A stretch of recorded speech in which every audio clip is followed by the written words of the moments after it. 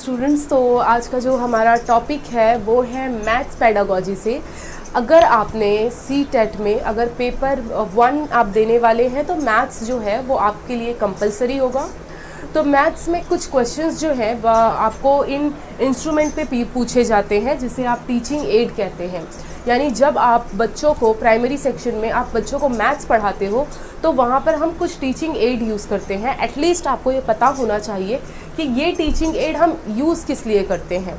Okay, तो वो exam में क्वेश्चन फ्रेम करके वो आपसे पूछ लेंगे कि हाँ, एक टीचर है जो अबैकस यूज़ कर रही है या कोई मल्टीप्लिकेशन कैलकुलेशन है तो वो कौन सा टीचिंग एड यूज़ करेगी, और आपको 4 ऑप्शन गिवन होगा। तो चलिए देखते हैं।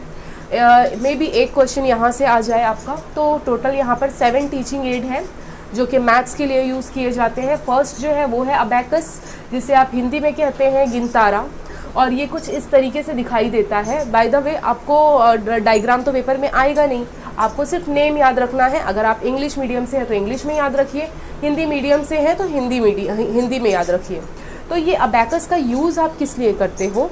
फास्ट कैलकुलेशन के लिए, मल्टीप्लिकेशन हो, एडिशन हो, सब्ट्रैक्शन हो, तो उन चीज़ों को फास्ट करने के लिए वी कैन यूज़ अबैकस। तो ये टीचिंग एड हम यूज़ करते हैं। सेकेंड वन जो आता है जियो बोर्ड एंड डॉट पेपर। अब ये दोनों को मैंने एक साथ इसलिए मेंशन किया है क्योंकि दोनों का ही इस्तेमाल एक ही है।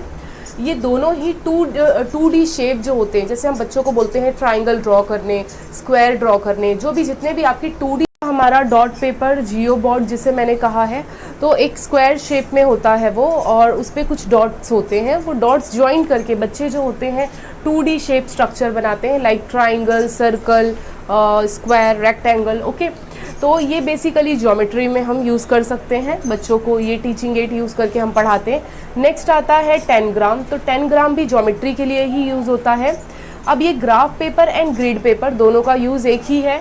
दोनों ही डेसिमल मल्टीप्लिकेशन के लिए हम क्या यूज़ करते हैं? Graph paper and grid paper, और इसे हिंदी में भी सेम ही कहा जाता है। एंड नेक्स्ट आता है डाइंस ब्लॉक्स। तो ये जो डाइंस ब्लॉक्स है इसका यूज़ हम जो है प्लेस वैल्यू के लिए यूज़ करते हैं। प्लेस वैल्यू को हिंदी में कहा जाता है स्थानीय मान।